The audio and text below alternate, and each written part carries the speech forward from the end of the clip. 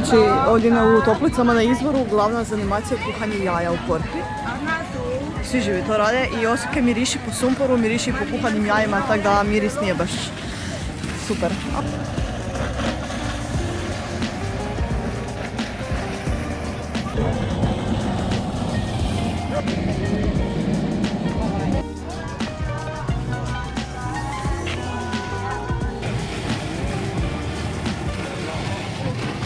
Kuhana jaja, 105 stupnjeva.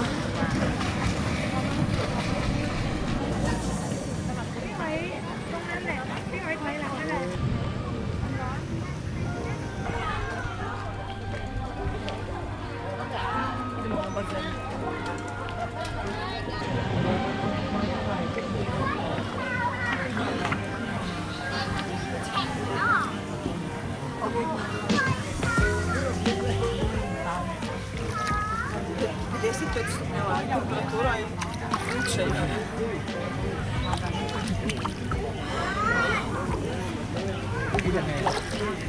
Ja ne znam kako ljudi mogu unutra držati noge teže od sekunde.